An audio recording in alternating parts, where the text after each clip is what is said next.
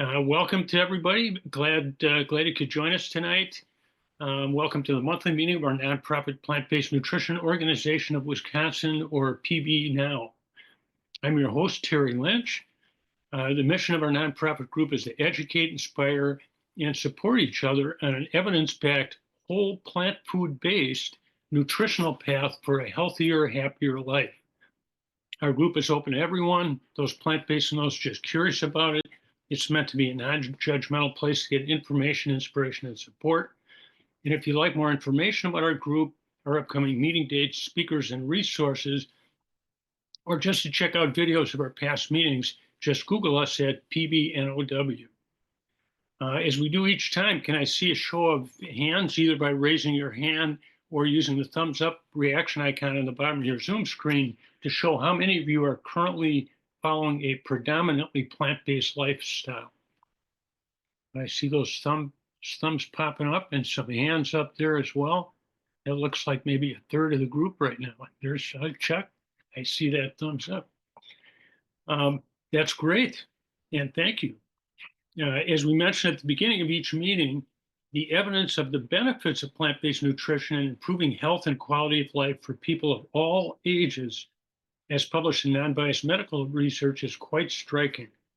Whether it's improving health through increased energy, weight loss, strengthening our immune system, preventing, slowing, stopping, or reversing problems like allergies, digestive problems, diabetes, heart disease, and early dementia, or increasing our quality of life by helping us feel better quickly, increasing our endurance, improving athletic performance, speeding recovery from exercise, reducing joint pain, clearing thinking, or reducing the physical, emotional, and financial side effects of the illnesses, drugs, and procedures often recommended to treat the conditions plant-based nutrition can help us avoid. The research shows that our bodies do a wonderful job of healing themselves if we stop inadvertently damaging them daily with poor nutrition and start giving them the nutrition they need to heal and function optimally. It's truly remarkable. Now, let me tell you what's in store for you tonight. Tonight, we'll hear from two speakers. Our first speaker will be our PBNOW Medical Director, Dr. Joshua Lieberman, who will speak to us for 10 or 15 minutes with his beneficial monthly comments. Dr. Lieberman will be followed by our featured speaker, PCRM Exam Room podcast host, Chuck Carroll, who I'm sure is familiar to many of you. At the end of Chuck's presentation, we should have time for Q&A.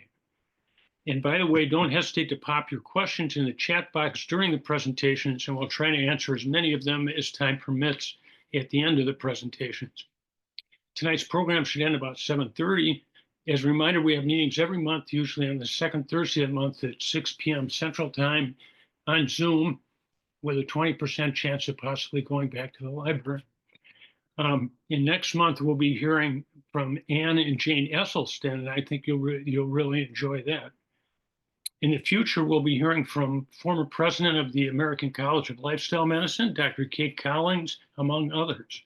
And we'll post more information about our upcoming meetings on our website. And again, you can Google us at PBNOW. If you register on the website or already registered, you'll receive email reminders of our events as they approach. A quick technical note. During the meeting, everyone but the speakers will be muted, and we ask that you stay muted to avoid background noise and allow everybody to hear the speakers. Thank you. All right, here we go. Our first speaker tonight is a fellowship-trained cardiologist. He is president and CEO of Wisconsin Cardiology Associates and is past president and current trustee of the Wisconsin chapter of the American College of Cardiology. He's a member of the American College of Cardiology's National Nutrition and Lifestyle Work Group, whose membership includes nationally known physicians such as Dr. Dean Ornish, Dr. Neil Bernard, and Dr. Caldwell Esselstyn. He's an advocate for the use of plant-based nutrition to help improve heart health, general health, and quality of life, and has seen the benefits of plant-based nutrition in both his personal life and that of his patients. We're fortunate to have him here in Milwaukee, and as our PBNOW Medical Director, I'm happy to welcome Dr. Joshua Lieberman. Thank you, everybody, for being here, for sharing some of your time on a nice Thursday night. I was noticing I actually lost track of time, and so I was late to the call because it's so light out now. We haven't had a call. We haven't had one of these Zoom meetings for PBNOW when it's been light out in quite some time. So of course, daylight savings it helps that, but days are getting longer. Spring is officially here in another what 6 days, 6 or 7 days. So it'll be really nice to move forward. And bring baseball back up north and from down in Arizona and Florida. Um, so as I said, thank you for everybody for being here. And yeah, I am, a plant-based cardiologist, and many of you know me from previous calls. I do try to bring some experience from my own personal practice, some just examples of people doing very well with improving their nutrition and the effect that it can have on heart health, as well as maybe giving a little bit of introduction into some of the research that's out there.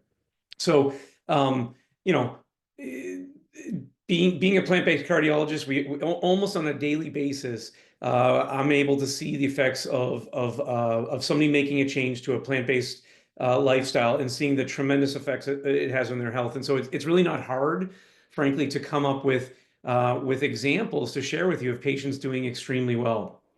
Today, I saw back a patient for the first time after seeing him 3 months ago.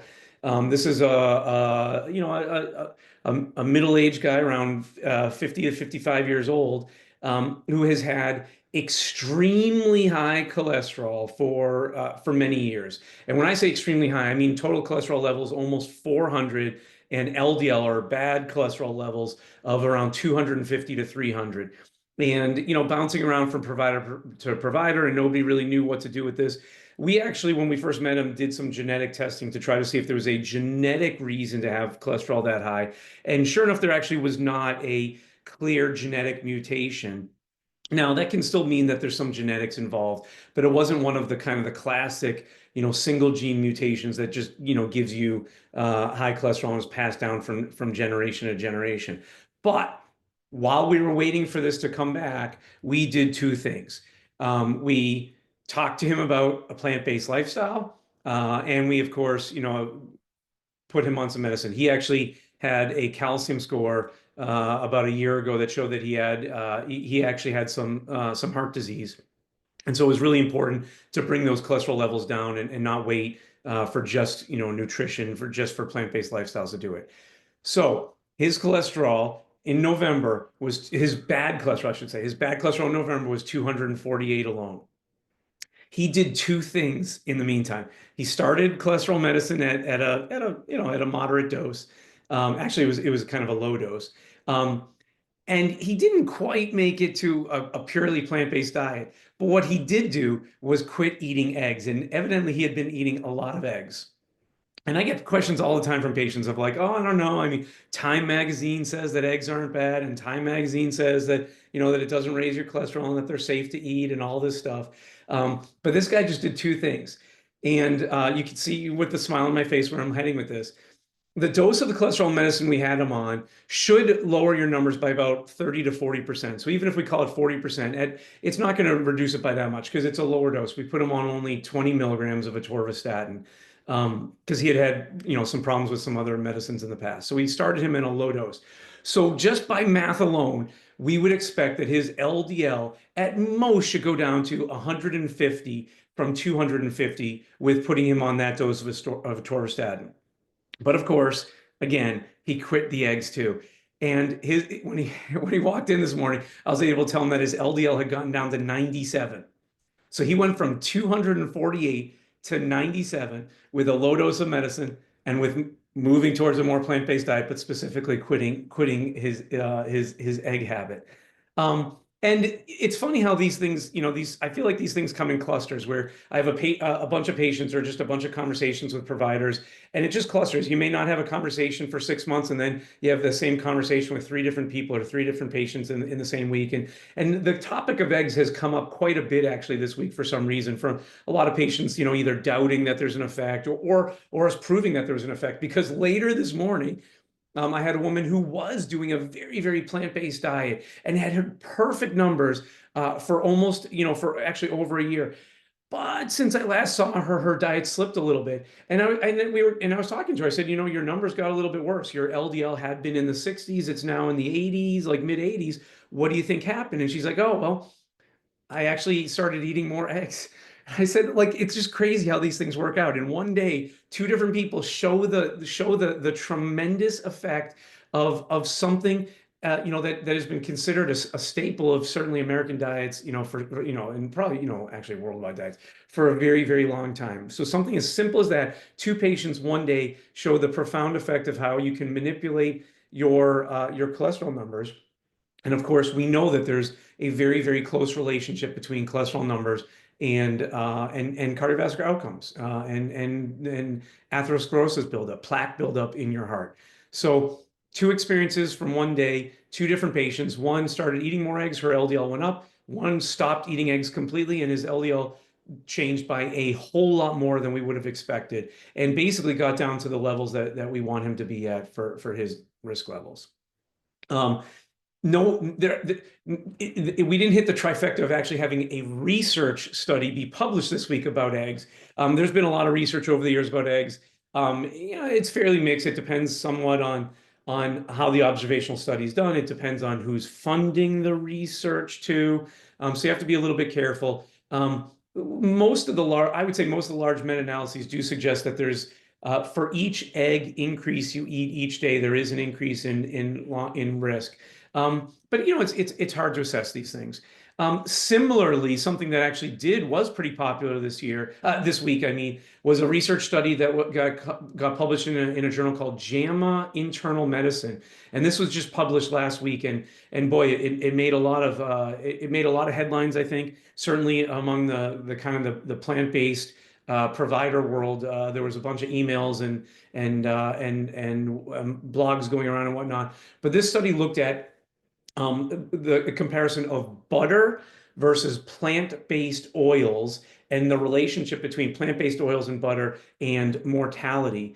And the study looked at it was a large cohort study looking at over 200,000 people. And again, you have to be a little bit careful with observational trials. They aren't necessarily the whole truth, nothing but the truth, and so help us God. But I think they do give us a good point in the right direction. Certainly, randomized controlled trials would be the gold standard, but this prospective observational study looked at the long-term relationship between butter intake and mortality versus plant-based oil intake. And what they saw was that actually they followed people. These have been cohorts that have been going on for a long time. They followed people for over 30 years. And among over 200,000 patients followed for over 30 years. And they saw that after adjusting for other confounders, like, were people smoking and trying to match people up and try to get people as equal as possible, they saw that people who had the highest butter intake had a 15% higher risk of total mortality compared to people with the lowest intake. And in contrast, the people with the highest intake of total plant-based oils like olive oil and avocado oil, and they also looked at soybean oil, they had a 16% lower mortality, right? So increased butter had a 15% higher mortality.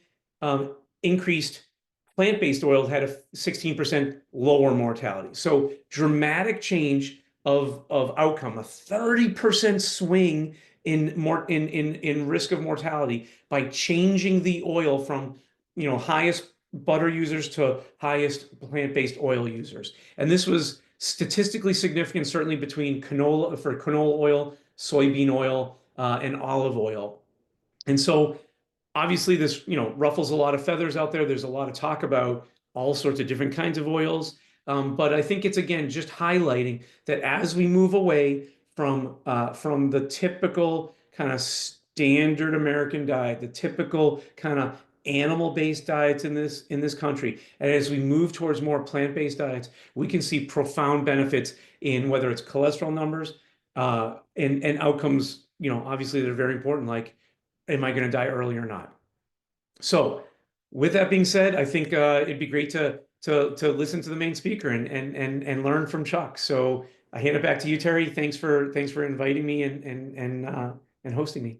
Thanks, Dr. Luderman, and congratulations to the patients, both of them. I'm sure the one who started eating eggs is stopping now again. So yes, she is. Absolutely. We had that conversation. Our featured speaker tonight is the host of the popular Exam Room podcast, sponsored by the Physicians Committee for Responsible Medicine in Washington, D.C. By the way, for those of you unfamiliar with the Exam Room podcast, I highly recommend it. It is an inspirational, educational, and entertaining way to hear from a myriad of individuals and experts in the plant-based nutrition and lifestyle medicine fields for free. And it's frequent. Chuck can tell you how frequent it is. Prior to joining PCRM, our speaker host and hosting an exam room podcast, our speaker was a reporter who covered sports and news for CBS and later NBC News Radio. Now he is delighted to be bringing his passion and talents to the Physicians Committee as host of the Exam Room. With our speaker as host, the Exam Room podcast has grown to be watched or downloaded by now in over 150 countries around the world, making it, as our speaker says, one of the most consumed nutrition podcasts anywhere on the planet today. It's my great pleasure to welcome our featured speaker tonight, Chuck Carroll. Chuck? Terry, thank you so much, my friend. It's an honor to be here with you guys. So many nice, friendly exam room listeners already in the chat, making me feel right at home. So, this is truly an honor. So, yeah, I mean, but I gotta say, Dr. Lipperman, those two stories that you shared were absolutely incredible. And man, I'm really happy for your patients and the fact that eggs continue to be so controversial just surprises the heck out of me. But I'm glad that we're able to put a little bit of truth out there for everybody. So, what I want to do with you guys tonight, for you who are not familiar with me or have not yet listened to the show, I want to just kind of walk you through my story because, as Terry said, I used to be a news and sports reporter for CBS and NBC.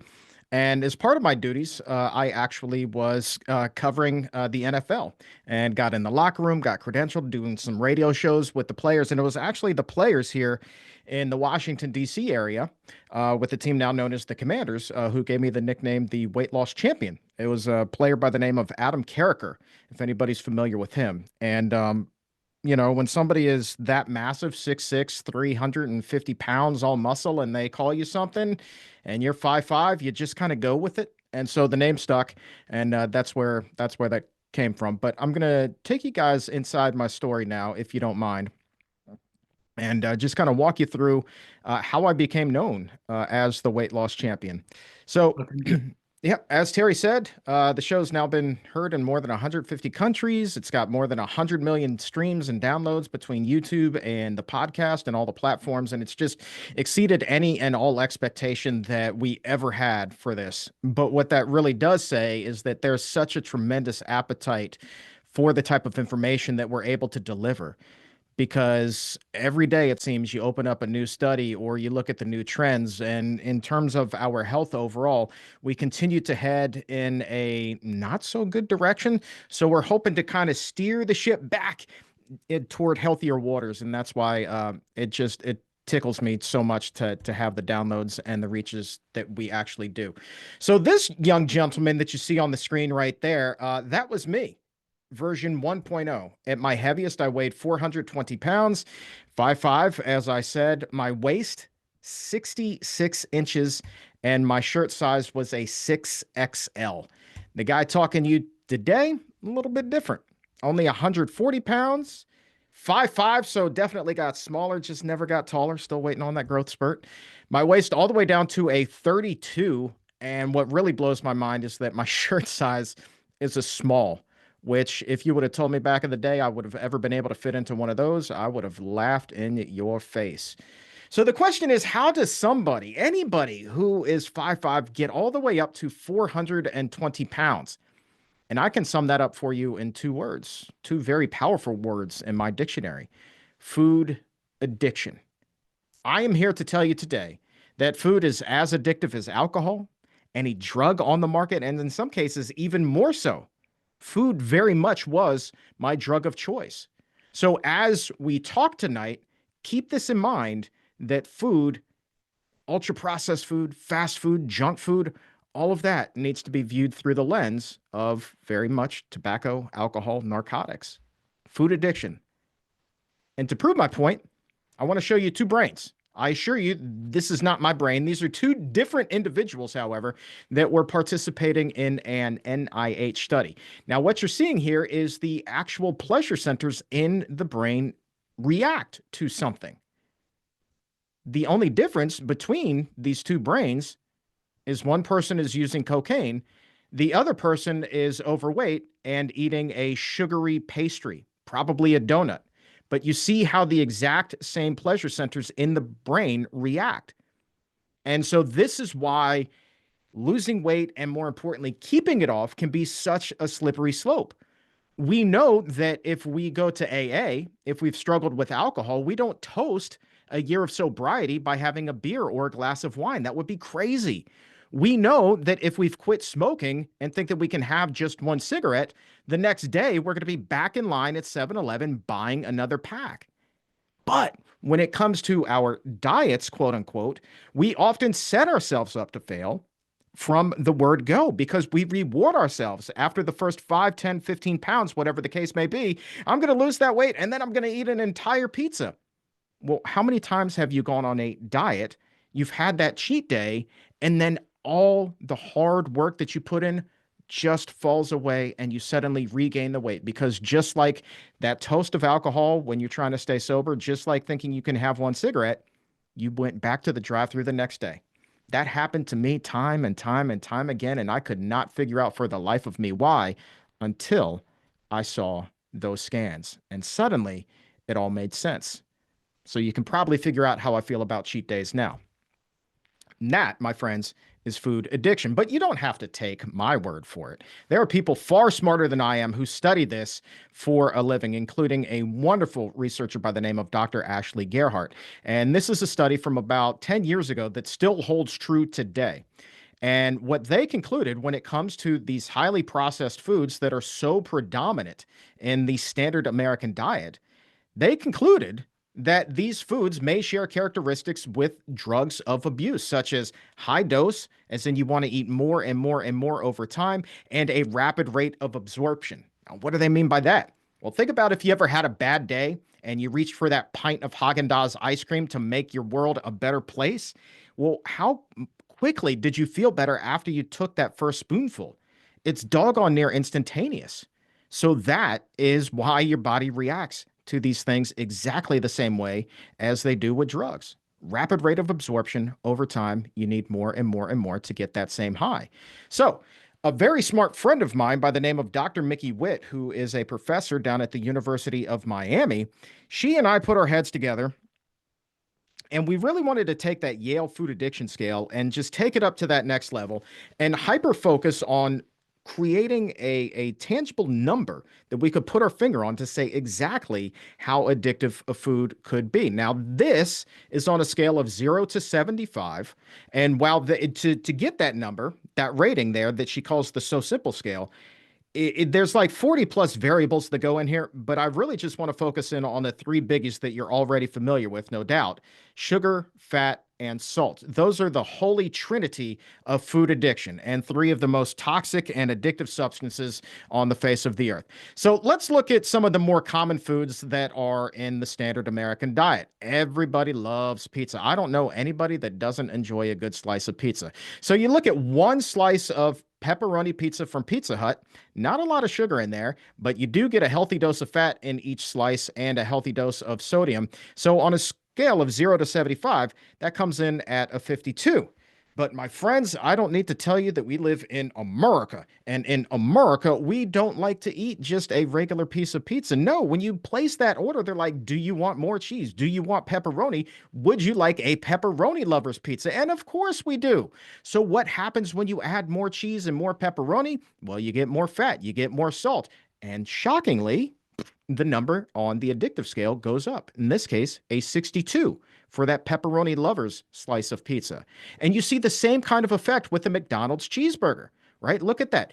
Regular cheeseburger, a 52, just like the regular slice of pepperoni pizza. But then when you throw on that second beef patty, you add more cheese, more salt, more fat, Look at that number. Goes all the way up to a 73. That's a pretty big jump. Now, I'd like to think that tonight we are in kind of a circle of trust, which means that what you share here tonight doesn't go anywhere except for all the valuable information that you're learning. But in this case, the circle of trust is in effect for this question. And that is, who here has enjoyed the accidentally vegan snack known as an Oreo? I know I have. Now, did you know that the serving size for Oreo cookies is just 3 cookies? That's not a lot of cookies. So look at that. You eat the 3 cookies, you get a 52. Well, what happens when you eat the whole sleeve or the entire bag of Oreos? That number is going to go up just as it did with the cheeseburger and the pepperoni pizza. Same thing for the Snickers. Look at all the sugar in that regular size Snickers bar, 46 grams in that regular bar. But again, this is America. When you go through the checkout line, you don't get that regular size Snickers. No. You are bombarded with options for king size this and jumbo size that, including the Snickers bar. So a regular Snickers gets a 58 out of 75 in terms of addictiveness, but you get that king size, you better believe that number goes up. So those are the foods that are super addictive. Now, let's conversely look at the ones that are not addictive. Well, wouldn't you know, it's the whole foods that we should be eating more of. An apple, despite the fact that it has 10 grams of sugar, which with the exception of the Oreo cookies and the Snickers, is more than anything else that you saw on the addictive food page. But look at that. No fat, no sodium. And so out of 75, it only scores a 5. Same thing with sweet potato, only a 5. Broccoli, coincidentally, I know that we've got some broccoli lovers who are watching tonight. Broccoli is one of only a handful of foods that we were able to identify that is not addictive whatsoever. You can eat it day after day after day after day after day. You can love it, you can enjoy it, but you will not become addicted to broccoli. And it's the same thing for strawberries. And then look at blueberries and corn, whole foods, delicious, sweet foods, only scoring a 5 out of 75. Super nutritious, super delicious, not going to get you hooked though. Here's the problem. Look at 2-year-old me. I don't even know that I was 2 years old when they took this. You know, what kid really likes fruits and vegetables? All right? Not this kid. I wanted nothing to do with anything healthy. So I got in trouble in terms of food addiction at a very early age. And I was not the only one. Again, we go to the experts. This is a study from 2021, so just a few years ago. And they were looking at the prevalence of food addiction among children and adolescents. And they concluded that in the States here, about 15% of children and adolescents are deemed to be, or they meet the criteria to be considered a food addict. Now, I think that number is woefully low given the childhood obesity trends that are going up and up and up, and the rates of these chronic diseases that we used to think were only for older people, we're now seeing in younger and younger and younger people as well. That can only happen over time when you do damage. And if you get hooked on these junk foods at an early age, that stuff's going to happen. So get in trouble early and you stay in trouble. The more overweight you are as a child, the more likely you are to be overweight as an adult. Absolutely makes sense. That's exactly what happened to me. Now, remember, we are looking at food here in terms of a drug. And so my drug of choice was Taco Bell. Anybody who has heard me talk on the show, I'm sure you've heard me talk about my love of Taco Bell back in the day. I wouldn't call it love so much now. And this was my daily fix. Again, getting my fix here.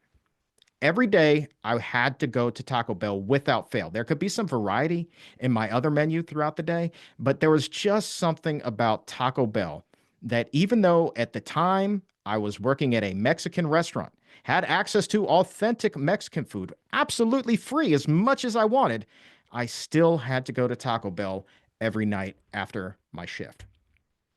And this is how it began. My order. They knew it by heart as soon as they saw my car pull into the parking lot. I wouldn't even have to order it. They would just say, hey, Chuck, do you want your usual? Please drive through. And they committed this to memory. 2 7-layer burritos. Add them up, 860 calories, 32 grams of fat, more than 2,000 milligrams of sodium. That's my entire day's worth of salt right there. But that's just the first 2 things on the menu, my friends. Beef grilled stuffed burritos, 2 of these as well, and boy, don't they look tasty. Another 1,440 calories. This is not a rolling total. This is just for the beef grilled stuffed burritos. 2 of these, 1,440 calories, 64 grams of fat, more than 4,200 milligrams of sodium. That is a lot of salt.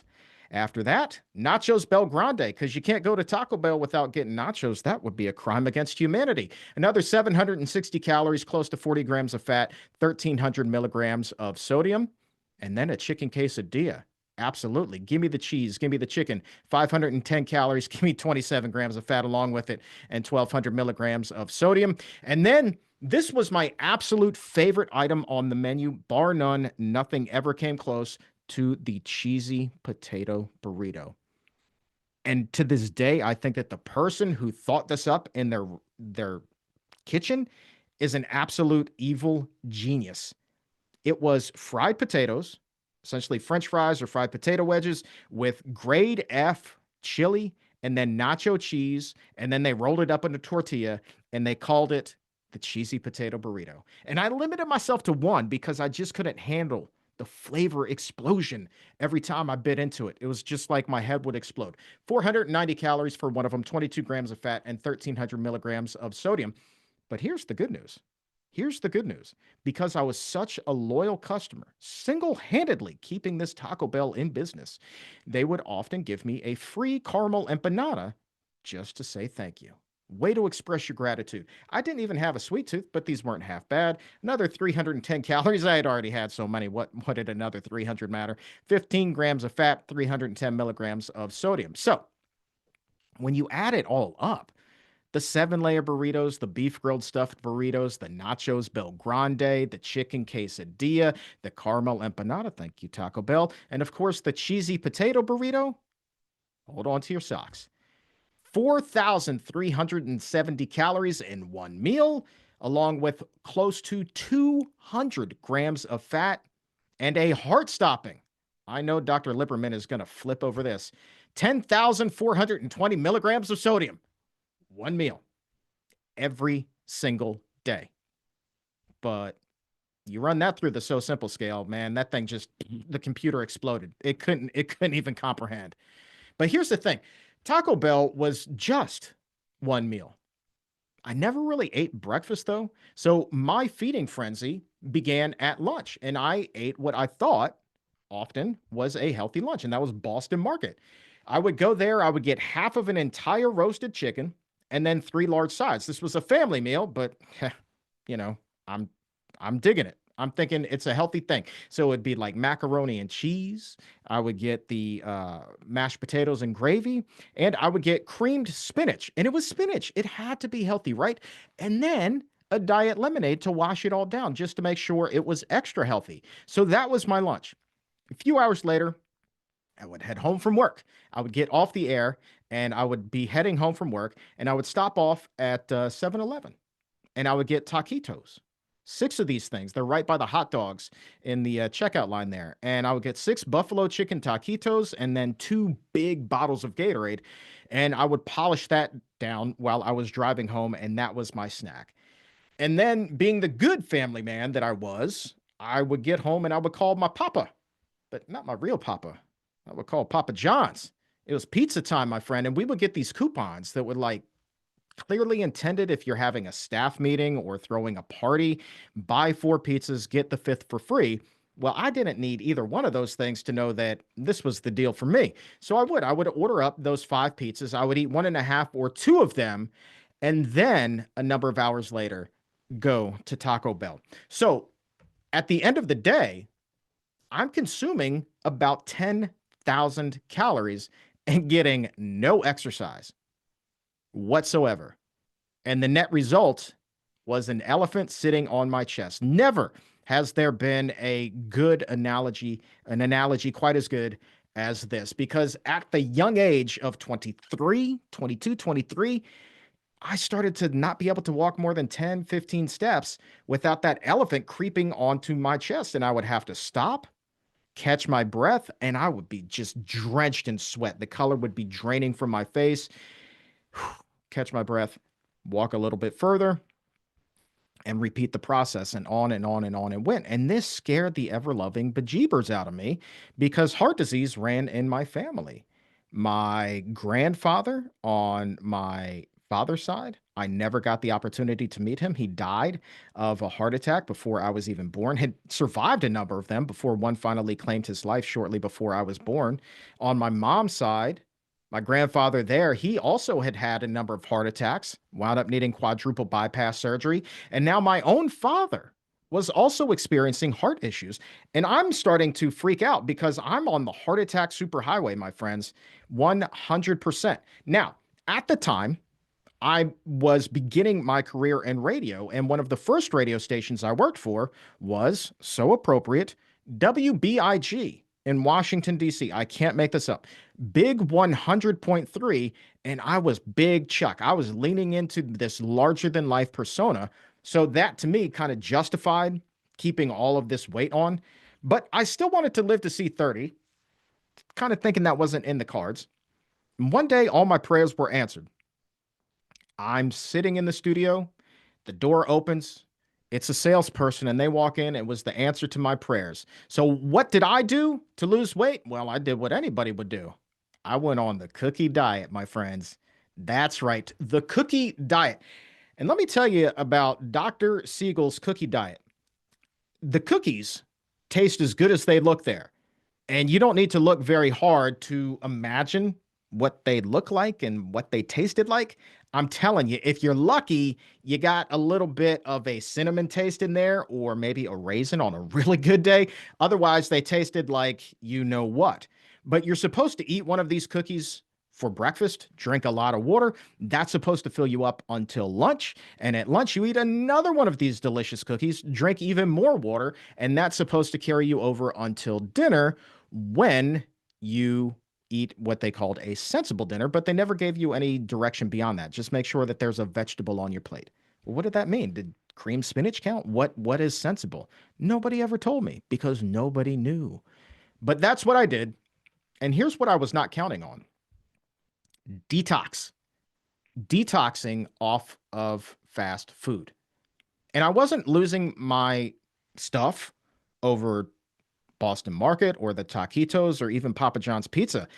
What was consuming me was not having Taco Bell. First day on the cookie diet, okay, I'm pushing through. Second day, I started to feel sick and just a little bit grumpy. But day 3, full-blown spaz attack in my mind. And I mean, all my thought, all of my energy was just focused on, oh my God, I need my fix from Taco Bell. I need my fix from Taco Bell. You could have told me it's a glorious summer's day. The sun is shining. The birds are chirping. Isn't it a great day to be alive? And I would have told you to get out of my face. Unless you're coming at me with a 7-layer burrito right now, I don't have time for you. And so I left work and I'm feeling physically ill and I just couldn't take it. So in the middle of the night, I devised a plan to sneak out of the house to get my fix. So let's recap this. I'm feeling physically sick because I hadn't had my Taco Bell. Like I'm coming down with the case of the flu. I'm getting angry. I'm getting grumpy because I hadn't had my Taco Bell. Now, who here is familiar with what happens when a person goes to a rehab center and they begin to detox? The story sounds pretty familiar, right? Whether you're coming off of alcohol or drugs. Psychologically, you lose it and you do become physically ill. And I was only at day 3. I mean, I'm at a point where I'm punching my fist through a wall because I had not had Taco Bell. And so in the middle of the night, after day 3, I sneak out of the house, find the 24-hour drive-through, and I load up and I get my fix and I come home and I'm going to hide the evidence before anybody wakes up so nobody knows what I'm doing. And after I took that first bite, man, it was the best antibiotic. It was the best antidepressant that I had ever had in my entire life. Just one bite, and it was this tsunami of happiness that just washed over me. But very quickly thereafter, that euphoria was replaced by a big sense of helplessness, because it dawned on me that just like the people who did struggle with substances of abuse, what you would consider the classic substances of abuse in my family, what they explained, those feelings after relapsing, was the exact same thing I was feeling in this moment. And then I started to cry. What was I going to do? I couldn't make it more than 3 days without Taco Bell. And I knew if I didn't change my ways, I was going to die. I also knew that I'm being paid to endorse this cookie diet on the air. And I'm certainly not eating a sensible dinner right now. Nobody's going to call, 4,900 calories of Taco Bell a sensible meal. So I just devised the plan. I'm going to go to the gym, and I'm like close to 400 pounds at this point. And I'm just going to work out for a couple of hours a day. The weight is bound to fall off. And that way I can still secretly go to Taco Bell and then go on the air and lie and say, wow, isn't this cookie diet fantastic? And that's exactly what happened. And there's a huge emotional toll that comes with this helpless feeling, especially after the cookie diet dollars dried up, right? I did wind up losing 50 pounds from working out like a fiend. But as soon as those cookie diet endorsements stopped, I stopped going to the gym, and all that weight came rushing back on. And I got up to my heaviest, which you see here was 420 pounds. Huge emotional toll comes with this. Number one, I'm in my early 20s, didn't have a lot of self-confidence. So I'm dating a girl, and this was really kind of what you would say my first real girlfriend. But the thing was, she was not willing to go public with our relationship. Every day I would ask, can we please tell our friends, tell our family, tell the people that we work with that we're in a relationship? And she said no. And the only reason I could think was because she was ashamed to be with somebody who was my size.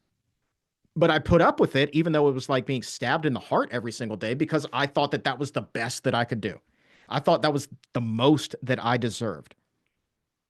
And so I put up with this day after day, being stabbed in the heart. I did not feel good about myself. And because this weight came roaring back so quickly, my friends became so concerned that they tried to organize an intervention. Now, again, we're talking about drugs and food in the same light, an intervention. But I caught wind of this. Somebody tipped me off beforehand that this was going to occur, and I called up the person who was going to be the ringleader. The same person who I owed virtually my entire radio career to, gave me my big break on air. And I read them the riot act. Who were they to tell me that I had a problem? I know I have a problem. I have to look in the mirror every single day. But you know what? It's my problem. It's not your problem. And right now, what you're doing is you are standing between me and the thing that I care most about in this world, and that is my food. So I don't need you in my life anymore. I'm going to cut you out. And I did for a couple of years. And I cut out everybody else who was going to be in that intervention for that same amount of time, because I did not want them to stand between me and my Taco Bell. As sick as that sounds, I chose those burritos over my best bros. It's absolutely insane. And then I had not taken a flight in many, many, many years. I was a little kid the last time that I flew, but here I am. I have to go across country now for a work trip, and I'm sweating bullets because I was like, there's just no way I'm fitting into one of these seats, but I'm going to pray. I'm going to bargain with the man upstairs. Every single day I'm dropping to my knees. Every single day I'm saying my Hail Marys. I'm promising to be a good guy. I am bargaining with God. Please let me fit into the seat. And those prayers, they continued until the day of the trip. Matter of fact, they continued until I boarded that plane. I am praying as I'm going through security. I am praying as I am walking up the ramp to get onto that plane. I am praying until I board the plane and I make that right-hand turn to walk up the aisle to find my seat. I'm praying this entire time. Please let me fit into the seat. Well, it turns out that I'm not the only person praying, because when they saw me, it was like Sunday and church was in session. Suddenly, everybody on the plane is praying, but they're not praying, please let Chuck fit in his seat. They're saying, please, dear God, don't let Chuck sit next to me. And I saw the look of judgment and horror in their eyes. And I heard the sighs of relief with every single row that I passed. Thank God it's not me. A lot of prayers were answered that day.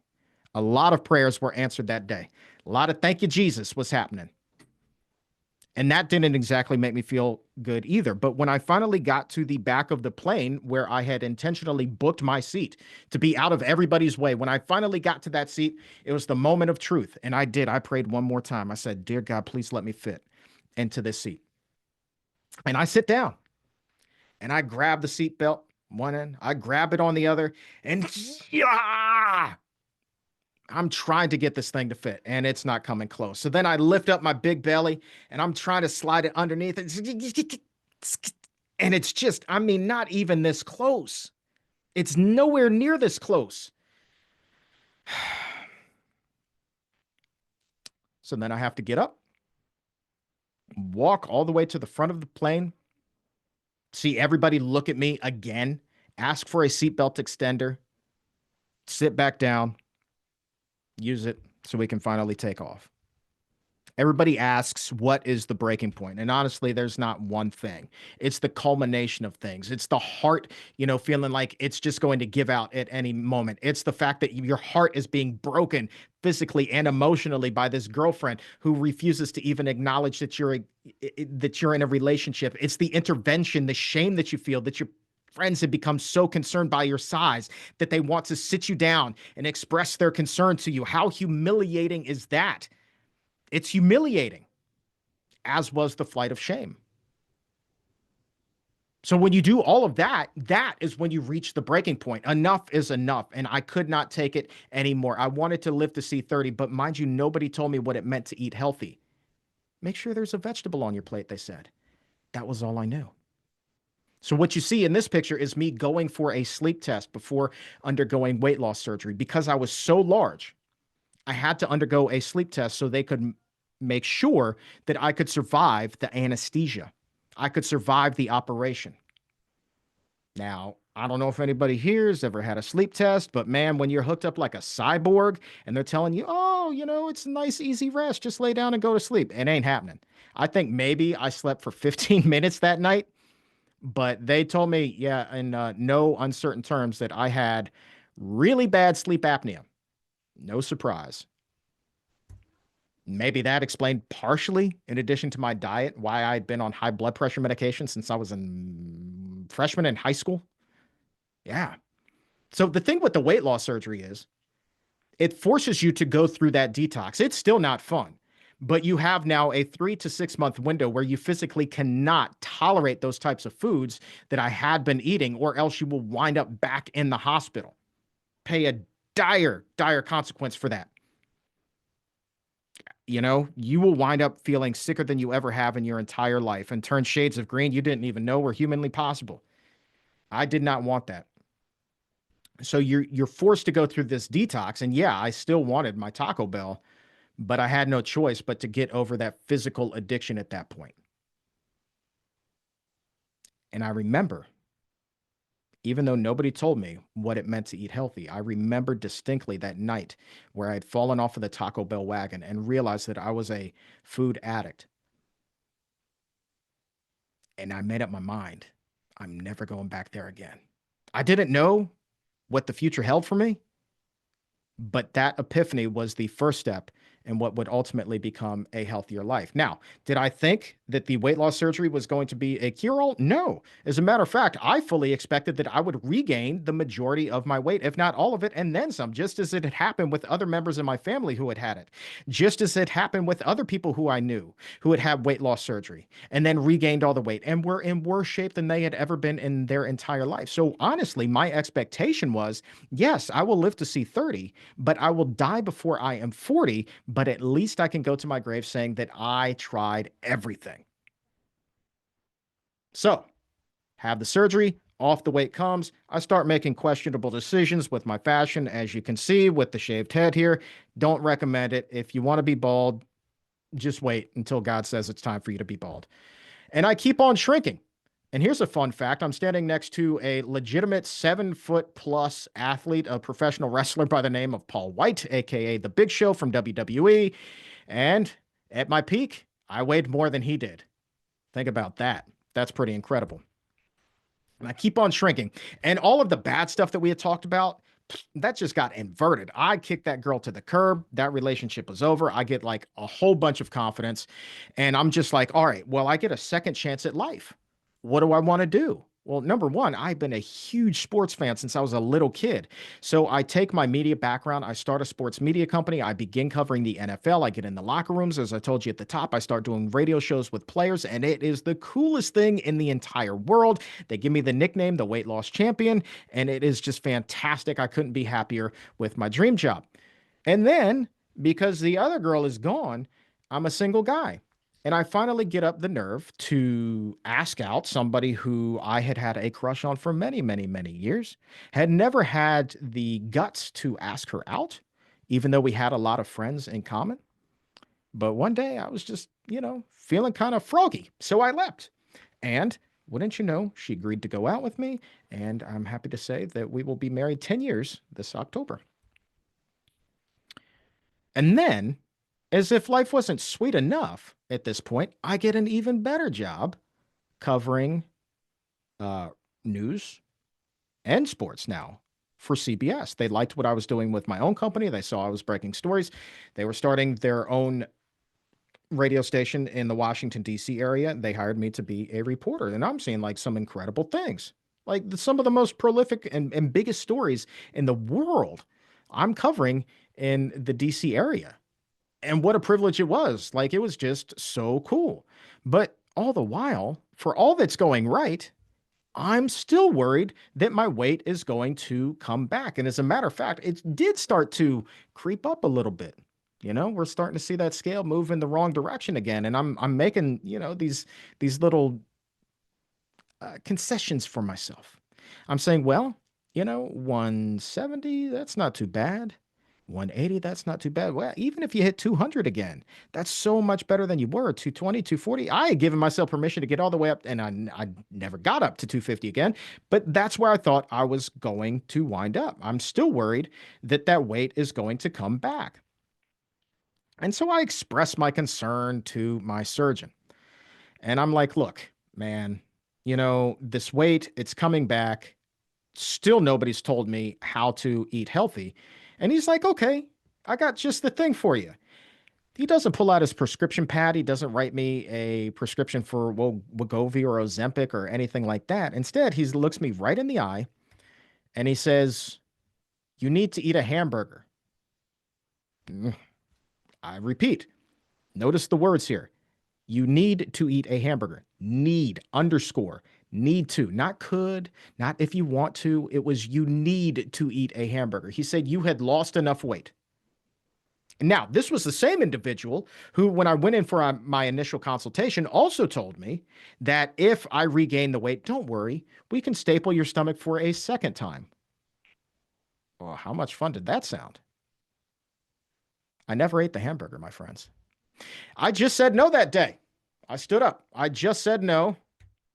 But, and those are my old genes, I'm still worried that the weight is going to come back. And then fate intervened. I'm hosting the radio show with Adam Carroll there. And you see, he is a large gentleman. When he tells you you're the weight loss champion, you roll with the nickname. This company, this organization, PCRM, the Physicians Committee, say we need sports media personalities, we need athletes for a campaign called Teaming Up for Health. Would you guys be interested in participating? Now, neither one of us knew anything about eating a vegan diet. We honestly thought that vegan was a swear word or something like that. Maybe it was a cult. We didn't know, but we like the idea of promoting healthy eating. So we go and we do this photo shoot, and I'm taken to school. And for the first time in my life, I finally learned what healthy eating actually looks like. And I'm learning that I do not have this preordained destiny where I will regain all of the weight. I learned that fate was more in my hands than I ever gave myself credit for. And then they introduced me to the idea of nutrient density versus caloric density. And I'm sure you all have seen this chart, what 500 calories in the stomach looks like. For those who have not yet seen it, I love talking to people who have not seen it because it's such an eye-opener. This was the big aha moment for me, is when they showed like, well, look at oil, 500 calories of that barely coats the bottom of your stomach. Maybe you get slightly more with cheese and meat, but then look at whole grains and beans. Look at how much that fills up the stomach. And then, oh my goodness, 500 calories of fruits and vegetables fills you all the way up like Thanksgiving. And you're getting all the vitamins and nutrients that you need. Like, game on. Gimme, gimme, gimme. That was a holy smokes moment. So no longer did I have to worry about being hungry even. Every meal could be like Thanksgiving. It's nutrient dense, it's not calorically dense, and that's a beautiful thing. So that brings us to, well, what do you eat now? And honestly, it's a whole lot of color and it's a whole lot of delicious. I do a boring breakfast. I mean, I'm not even going to try to sugarcoat it with you guys. It's usually just oatmeal with some sliced fruit, maybe some chia seeds or flax sprinkled in there. And it's not a lot compared to what I used to eat back in the day. I mean, you're looking at 250 calories, 3 grams of fat, 34 milligrams of sodium. Beautiful thing. And believe it or not, that actually does keep me full until lunch. And at lunch, it is a bowl time. I love bowls, man. Roasted vegetables and grains, whatever kind of roasted veggies I have on hand. I roast a ton of vegetables every week, both in the air fryer and in the regular oven. And I just like throw them in this bowl with some grains, throw a little hummus in the middle, and you see that. That fills you all the way up right there. 425 calories, 5 grams of fat, maybe about 120 or so milligrams of sodium, just an estimate. And then at night, it's typically like the kitchen sink salad or bowl part two, where I take even more roasted vegetables. I'm a big fan of edamame, steamed edamame, and got some avocado there too in this particular bowl. And I throw that in there and I just go to town. A lot of times it's just on a bed of greens and it's really good because I add tofu that takes the protein content up as well. So 500 calories, 8 grams of fat, 550 milligrams of sodium. Feeling pretty good. Sometimes in the afternoon, if I've done a bunch of shows that day, I get a little hungry, get a snack. Lar bar is an easy grab and go. No big deal. You do have to be a little bit cautious with the fat. There is a deceptive amount of fat in some of these lar bars. So be careful of that if you're a fan. But if you're on the go and there's really nothing else out there, that's a good one. If I'm at home, then a lot of times it's smoothie time. I'll just put a whole bunch of stuff in the blender, dates, walnuts, almonds, got some bananas in there. And then you can blend it up. I'm not going to lie. I stole this picture from Chef AJ. There's no way that I could possibly ever create anything that looks that delicious. But I assure you that that smoothie right there is about 300 calories with 8 grams of fat and 70 milligrams of sodium. Pretty healthy stuff. So again, let's look at this old meal. You add it all up. The one meal at Taco Bell, 4,400 calories, close to 200 grams of fat, more than 10,000 milligrams of sodium. One meal. But then you add it all up what I'm eating today. Again, you got the oatmeal, bowl version 1, bowl version 2. Then you've got your snacks and your smoothies. Typically in a day, I'm getting like 1,700, sometimes 1,800 calories, 40 grams of fat or so, less than 1,000 milligrams of sodium. And that's like just my typical day. I'm 5'5". That's plenty of nourishment for me. I add a little bit more when I'm working out heavily, running on the treadmill. I take care of myself like that. But it's never anything insane. You know, rarely do I get over 2,100 calories. But here's the best thing that I learned. Because as you're embarking in this journey, you just freak out at the notion that you could never eat your favorite foods again. You think that you could never live without them. I certainly felt that way. But what I learned is that your favorite foods can be healthy. You just have to tweak the recipe. I'm still eating these wraps. I'm still eating the pizzas. I'm still eating the hummus. And look at that. I replaced the free caramel empanada with a raspberry fudgy brownie. And that recipe on the PCRM website is second to none. I'll give that the chef's kiss. So good. And so when you learn that and you learn the principles of overcoming food addiction and you learn about nutrient density and what foods are and are not addictive, well, that is when you can finally say with confidence that there is no going back. There's never a guarantee that you're going to fall off the wagon. I always look at that as I am in recovery and will be in food addiction recovery for the rest of my days. But today is a good day. Tomorrow is going to be a good day. I'm never going to be cocky about it, but I'm not losing sleep over this dread that the weight's going to be coming back. And so I parlay then all of the things that I'm learning into this wonderful podcast and my media background called The Exam Room. And as we talked about, it has just exploded. It has become one of the top ranked nutrition podcasts in the entire country and around the world. Number one, outdoing Gundry, outdoing a lot of the keto podcasts. Like, we're really high up there. We get fantastic feedback. And for a lot of people, it's a family affair too. We have mothers and daughters who listen and watch along. And we think that it's really cool. So when people come to me and they're like, hey, I could never do what you've done. I could never, ever, ever lose weight and keep it off for as many years as you have. I say, yeah, you can, because I'm not Superman. Even forget the fact that I had weight loss surgery. If somebody would have told me, man, this is what you need to do to lose weight, I would have just said, look, strap me to the bed for a week, let me go through that detox, and then I'll start eating the plant-based diet. Just let me get over that hurdle. But that doesn't make me Superman. Anybody can do this. Everybody can benefit. So don't tell me that you can't do it. I say, yes, you can, and never, ever, ever give up. So with that, I will yield the rest of my time, and I would be happy to take any questions that you guys have. That is my story. So I hope that you guys learned a thing or two. Excellent, excellent story, Chuck. Holy mackerel! What a journey you've been through, and how many years has it been now since you might have mentioned that, but Yeah. since you lost all that weight and since you've been plant-based. Yeah. So it's 15 years that I've been on this weight loss journey, and about 10 years now eating plant-based. So yeah, I mean, a lot of progress, man. A lot of progress over the years. That's incredible, and it's also incredible. I think that, and you talk to so many people on a regular basis, but how many people, when they have gone plant-based, have been able to maintain it? I mean, have that change, the taste buds change, find those different foods that they really enjoy, and are able to just keep it off and just go forward with life with new energy, less medications, fewer visits to the doctor, and an ability to just really enjoy life again. Yeah, it's compared to every other diet out there, I've seen a higher rate of success eating plant-based, no matter how a person gets started.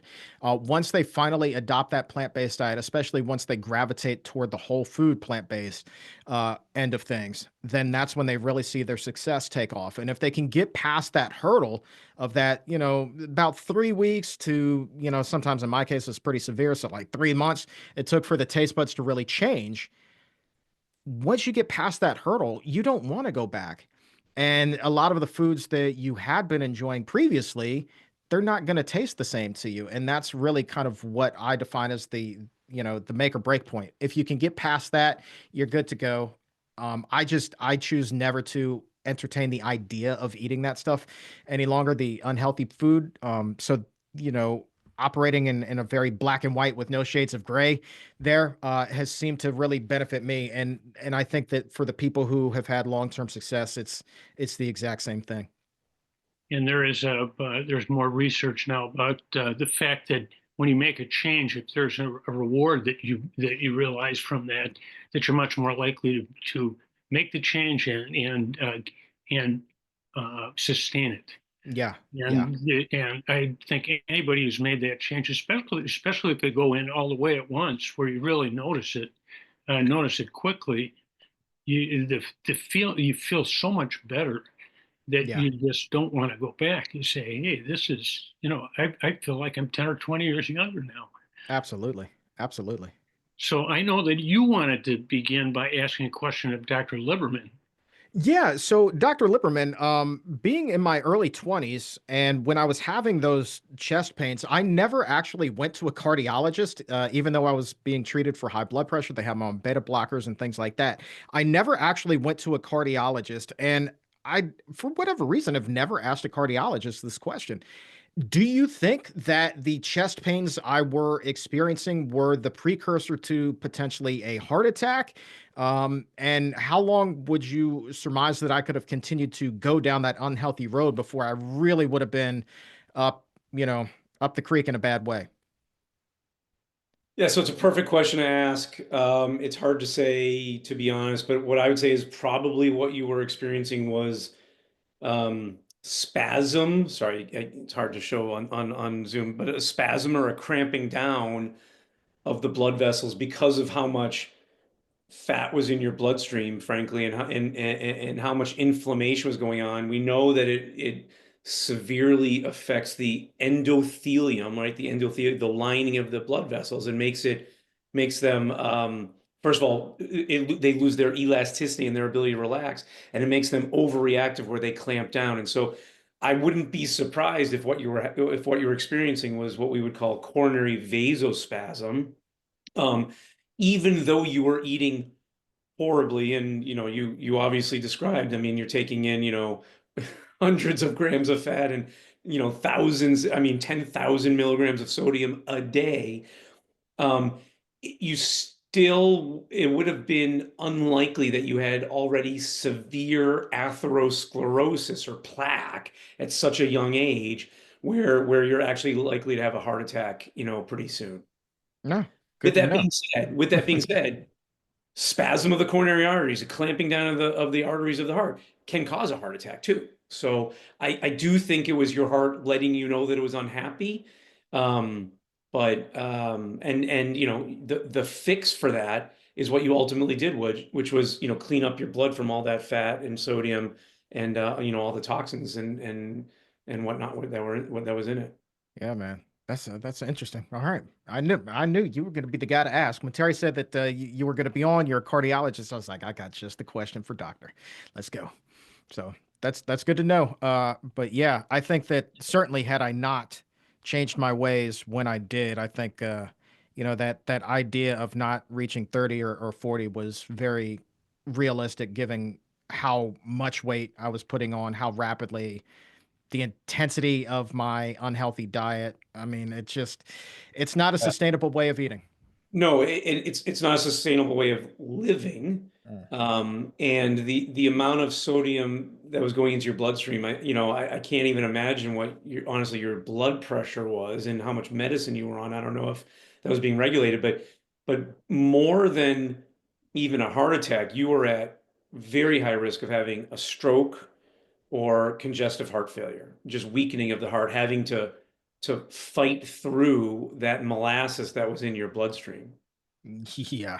Well, luckily, I never had either one of those things happen to me. The stroke, And yeah. untreated. I mean, so when they put me on the high blood pressure pills, and I was a freshman, untreated, it was like 180 or 190 over 100, somewhere in that ballpark. And even though when they started me on beta blockers, it only came down to like 150-ish over maybe 90, 85, somewhere in that ballpark. It still wasn't, anywhere close to what it should be. Because well, I was doing everything I could to fight those pills with, double cheeseburgers and cheesy potato burritos. Exactly. Yeah. Well, Chuck and Josh, you guys ready for some questions? Let's jump in and see what we've got here. I've Bring got 'em on. something from Amy. She said, I wanted to ask Dr. L or Chuck if they have any information on allulose, xylitol usage, and also the whole green leaf stevia as a sweetener. The good and bad research is appreciated. Thanks. Enjoy all these episodes. So, anyway, I'm so going that to was leave that one to the doctor there. Oh, sorry, I was answering a different question in the chat. I missed. okay. Which one are you taking care of? I'm from Amy. This was, I think, maybe 6:50 p.m. or something like that. I wanted to ask if you have any information on allulose, xylitol usage, and also whole green leaf stevia as a sweetener. Yeah, I mean, a lot of these things are fairly new, and there's not a whole lot of data to see long-term outcomes. Certainly, there's, you can look at animal studies and see some effects. But I think for a lot of the stuff that, at least what I've seen, the jury is still out, whether they're really healthy or not. There's a question for Chuck here regarding Alzheimer research. So this must have been an exam room podcast that you had a while back. Something about a brain microbiome breakthrough. Yeah. Lonnie's question here. Yeah, the Right. Alzheimer's microbiome episode from 1 month ago. Can you comment on your favorite insights to that podcast, if you can recall? What I remember about that, and virtually every other Alzheimer's episode that I've done, isn't a particular insight. It's just more of the feeling of hope that I get that Alzheimer's, just like cardiac issues, just like cancer, just like all those other things, we have a lot more control over whether or not we ourselves get that, despite the fact that it also runs in my family, just as it does millions of others, right? I've dreaded that since I was a little kid. Like, oh my gosh, am I going to be the next person in my family to get it? And the fact that we have the opportunity to take control and bring our risk way, way, way down is fantastic. And obviously, we're seeing, with Dr. Dean Ornish's research last year, the fact that even when you have early stage dementia, early stage Alzheimer's, in some cases, that's even reversible, I think is absolutely fantastic. So, those are my big takeaways there. And as far as the microbiome, it blew me away that the microbiome in the brain operates much the same way as it does in the gut. I had no idea that the brain had its own microbiome. Again, I'm not a doctor, so I guess I'm not supposed to know that. But that's also what I love about the show, is like always getting this new education and being able to share that. And then obviously, the healthier the microbiome is, the healthier your brain's going to be, and the lower your risk of Alzheimer's. So I wish I could, cite a fancy Latin medical word for you here, but just the fact that we have a lot more control than we think, that's always going to be my big takeaway. Yeah, that's relatively new too, isn't it, Chuck? And I mean, just in the last few years, I mean, the Sure Eyes, I know, did a lot of research on that, and you've had them. Yep. Yep. Uh, but I think they say something like 80%, and I don't. And the Ornish study was, was kind of the gold standard study. Yeah. It's the first time I think anything like that has ever been shown to be the case. That there is the possibility to avoid, or if you have it, slow, stop, and even in some cases reverse. Absolutely. There's a question from Sylvia, and I don't know if you're comfortable answering Oh this. yeah. Do you see Yeah. that? Yeah, I get that all the time. What happened to the excess skin? Well, sadly, that's one thing that a plant-based diet is not going to be able to help you with when you have that much. But the good news is, see, I'm married. I don't have to worry about playing the dating game, and that was never a huge issue for my wife. So I still have it. Like, it's just hanging out around my abdomen, off my arms, a little bit on my thighs. But like, what's the trade-off here? Like, I'm alive, I'm happy, I'm healthy, I've got extra skin. Who cares? So I'd much rather have extra skin and be here to see tomorrow than not be here at all. Let's see, Michelle. I'm not sure if there's a question here. Thanks so much for sharing your story. Amazing. Congratulations. I love the Exam Room podcast, and I'm sure there are a lot of people on here who feel that way. Thanks for all your work spreading the good news about plant-based eating. My pleasure. Thank you. Jill says, ride the craving waves. It doesn't craving wave. It doesn't go on forever. Yeah.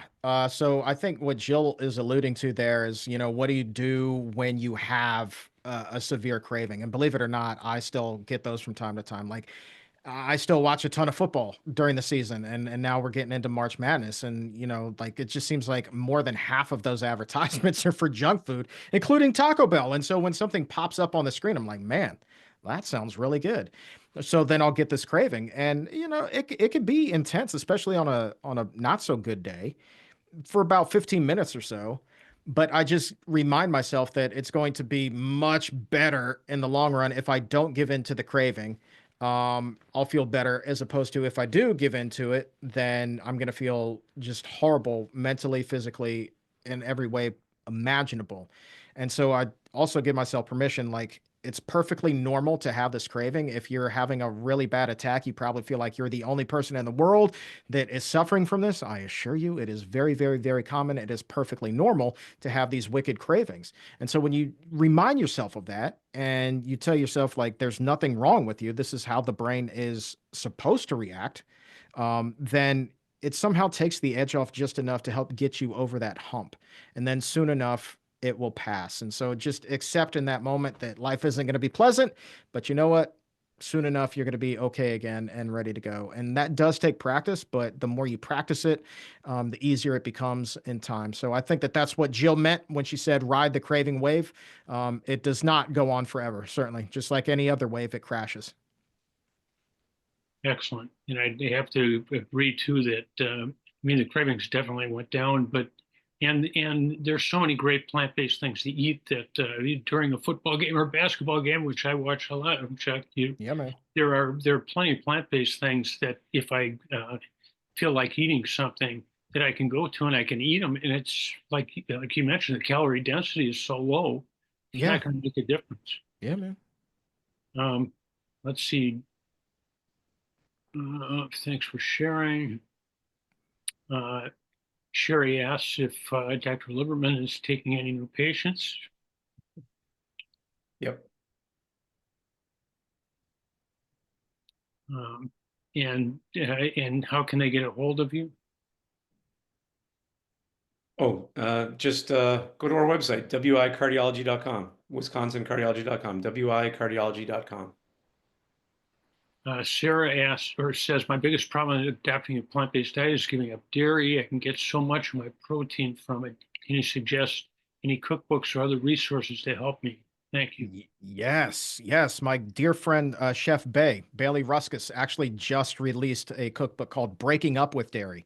And that has every kind of like non-dairy milk, non-dairy cheese, any treat dessert you could ever want is in there, just in a plant-based version. And so that would be the biggest and best dairy resource that I can give you. It's just so good. And then my other dear friend, Carly Bodrug from Plant U, her cookbooks have a lot of non-dairy recipes in there as well. But the big one that I think that you'll like is Breaking Up with Dairy, and that just came out last month. Excellent. Um, Shelley says, I'd love to listen to your podcast. Where do you find them again? Yeah, all over the place. So YouTube, if you just look for the Exam Room podcast or hop on Spotify or Apple Podcasts, just look up the Exam Room and we're right there as well. So really, really, really easy to find. David says, Chuck, Dr. B, and your podcast have helped me lose 130 pounds. Yeah. No more meds and perfect numbers. Always an inspiration. Whole food Okay. plant-based for 3.5 years now. David, outstanding, man. Congratulations, man. That's a heck of a feat. That is a heck of a feat, and I'm humbled that we played even a small role in that, man. But you did all the work, man, and I'm super proud of you, David. Welcome to version 2.0, my friend. Cindy says, this question, or again for Chuck, did you have a heart scan to see if you have buildup, and do you take a statin? I did not. I wish I did. I wish I had more of a chart that I could show. I wasn't exactly doctor phobic, because I certainly spent a lot of time with my primary care, but in terms of specialists, I did try to avoid them like the plague, because that would have required accountability, and that was not something I was ready to do until I finally had the surgery. Another question, and you know if you're comfortable in answering, were you able to get rid of sleep apnea? 100%. Yeah. So they prescribed a CPAP machine for me after I had that sleep test. But then once I had lost, gosh, I don't know, 150 pounds or so, they took me off of that and have not needed it since. Excellent. Um, Kim asks for Dr. Lippman, what do you suggest to use as a sweetener? Yeah, I mean, I think there's some good choices in here. I mean, I typically use maple syrup. There's also, dates or date syrup. I mean, there's a handful of things, and yeah, I would say, PCRM is really great with different cookbooks and different advice on their website for lots of these things. I am not a nutritionist. I just play one on YouTube and on Zooms. So if you want really good detail about what substitutions you can make and all that kind of stuff, there's plenty of resources out there. If you want to know how you can help your heart, I'm here to help you with that. Raisins help too. Big fan of raisins. I mean, raisins and yeah, oatmeal. I just love that. It's just that little bit of sweetness. For sure. Janet says, my husband is in Dr. Bernard's study for type 2 diabetes. I would like to see a study for people who have lipidemia and lipedema and eat plant-based. Helps. So Janet's asking Chuck, I think, asking you to spread the word to Dr. Bernard. I'd be more than happy to do that. There must be some studies out there already on that, but I will see what Dr. B thinks for sure. And is it Hana Kaliova? Yep. Hanukkah, man, you want to talk about a smart individual. Dr. Hana Kaliova is way smarter than I could ever possibly be in 3 lifetimes. She is like Mensa level smart and is able to extrapolate such wonderful data from all of her studies. Such a brilliant mind. And a good speaker too. She spoke to us maybe 2 years ago, something like that. But is very busy. Let's see, Mary McClellan. Mary mentions, hi, Chuck. I'm thrilled you're here for us, a longtime listener. I'm wondering how much travel do you typically do and how you manage longer trips away from home and what to do when you find yourself in a pinch. So I imagine, what you eat when you're, I think that's. Yeah. Great question. I have kind of gotten my travel down to a science, and I do quite a bit, especially during the summer months. Seems to be a lot of conferences and things that I'm privileged enough to attend. So I always try to book a hotel that is close to a grocery store that I know is going to have decent offerings. Whole Foods is great. Aldi will do in a pinch. Wegmans is another chain around here that's very good. So I always book a hotel close to the store and also make sure that the room is going to have at the very least a mini refrigerator. And so that way, before I even check in, I go to the store, get my groceries, put them in, and that way I have exactly what I need. And I can control everything that I'm putting into my body without being at the mercy of a restaurant. And I also like to eat kind of on my schedule too. I'm notorious for declining dinner invitations, so never take it personally if you invite me out and I say no, because I just I like what I like and I like to eat it when I want to eat it. And so yeah, that's the easiest thing. And even your run of the mill grocery store, you can still do a lot better there than you can if you were at the mercy of a Denny's or an IHOP or something like that. So yeah, grocery stores, mini fridges in the hotel rooms make a huge difference. Thanks for that. And I'll just add a little something here too, as we're getting near baseball season. If you're going to the ballpark, it's pretty expensive there, and you're going to have a really hard time finding anything that's plant-based. But they do allow a bag, small clear bags, and you can bring in your own, grapes or apple or an orange or hummus wraps and things like that if you want. Save yourself a lot of money and not come out with thousands of calories haven't been consumed. That's the stadium in Milwaukee. They let you bring in your own food. Yeah, I think most of them do. We've traveled around, a couple brothers and I, to other stadiums, Wow. and normally they have to be, packed, not maybe not homemade, but Yeah. Huh. on- Good to know. um, let's see. There's one here. My husband had so this is Sherry. My husband had triple bypass at 46. Over the years, he had 7 stents and 1 vein graft and had EECP treatments in Milwaukee. He will be 70 years old this year, and he is 98% whole food plant-based. He's down 25 pounds. So I'm not sure, Sherry, if did the whole food plant-based happen before, or after the stents and the vein graft and the triple bypass? Or I imagine that's the case if he's 70 now and having had that at 46. If Sherry's there, if you want to mute and tell us, that'd be fine. But if not, we'll keep moving on here. Jennifer's talking about going out of town, went out of town and bought a bag of oats, soy milk, and fresh fruit at the Walmart. Delish. That's what I'm saying. What town doesn't have a Walmart, right? So yeah, you can make it work anywhere. Let's see. What about Andrea says, what about pasta, veg, vegetable main, homemade soups? Some other ideas there. For what it's worth, in terms of keeping the weight off, I do not avoid pasta. I enjoy the carbs. Give me all the healthy carbs. Vegetable lo mein, good stuff. As long as you control the oil, make it yourself, you're good to go. Sherry says it again. Chuck, we're grateful for introducing us to Stephanie Ignafo Ignafo. Yep. and Wonderful, her wonderful husband woman. John. It changed our lives. Yeah. Stephanie, man, she is something else right there. That's a woman who reclaimed her health, and she's back roller skating. Her entire family lost a ton of weight. And now she's doing a company called Plantspiration, and just really changing a lot of lives, paying it forward. She's great. So I'm glad, Sherry, that was helpful for you. She's a firecracker, isn't she? Yeah. Dr. Lieberman, you said I could unmute. Was that okay?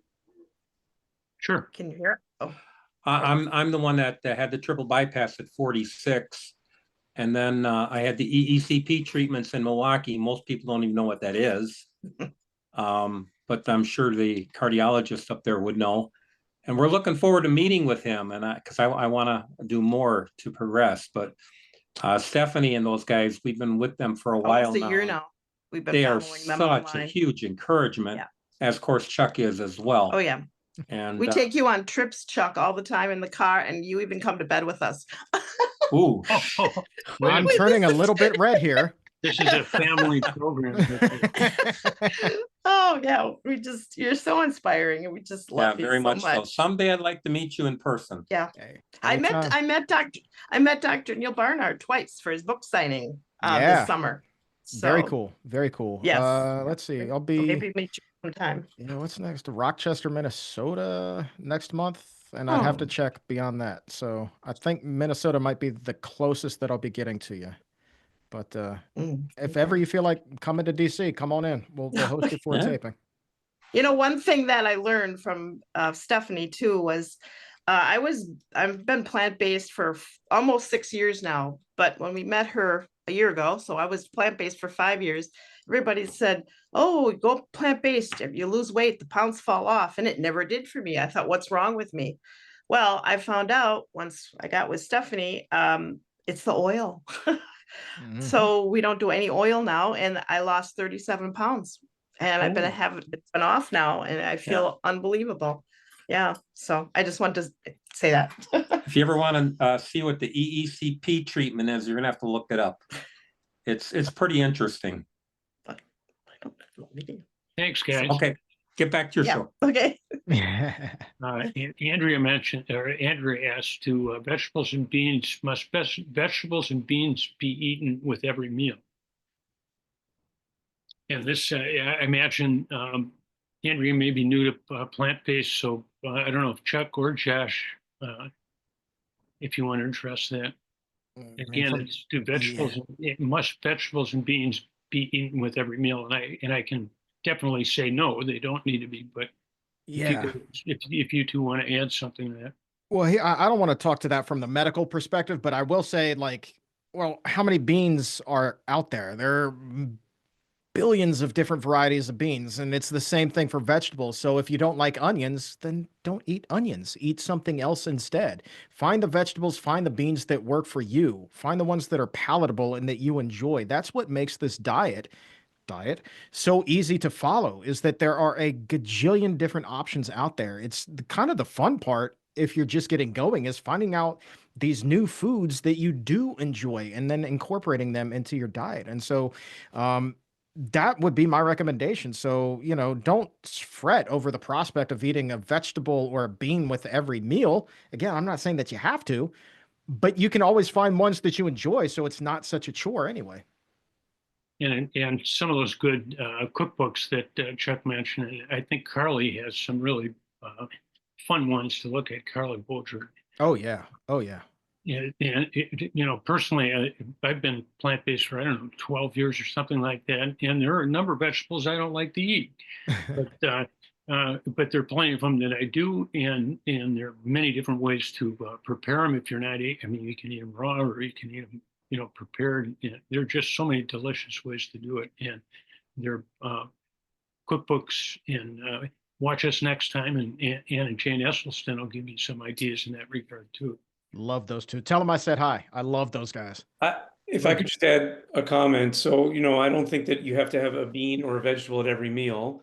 I would just throw out there, though, that there are unhealthy ways of doing plant-based diets. And we know from well-done research that does not lead to better health, right? So eating a diet that's pure carbohydrate, right? So just, a bunch of pasta and bread and potatoes, and that's all you're doing all day long.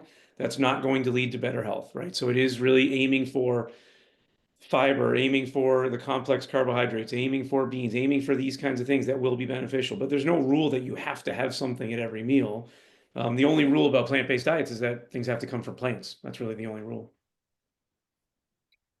Thank you, Dr. Lieberman. And I noticed we're at just over 7:30 here, so we like to stick on time. I'm just going to jump in here as a quick reminder. Our next monthly meeting will be Thursday, April 10th at 6 p.m. Central Time, when our featured speakers will be plant-based cookbook authors and educators Ann and Jane Esselstyn. If you'd like to receive notice of this or other upcoming PBNOW events and are not currently on our list, just Google us at PBNOW, where you can subscribe and receive email notice of our upcoming events. And remember, too, if you'd like to check out parts of this meeting or some of our past meetings, just go to the video library section of our website, or you can just go directly to YouTube and type in PBNOW, and you can go back and hit videos. You can go back and watch entire talks or just skim through the parts of each presentation that may be of particular interest to you. And this meeting should be up in probably within a week or so. Thanks again to Dr. Josh Lieberman and our featured speaker, Chuck Carroll, for sharing their valuable knowledge and time with us tonight. Thanks for coming, everybody. Good night, and hope you can join us next time.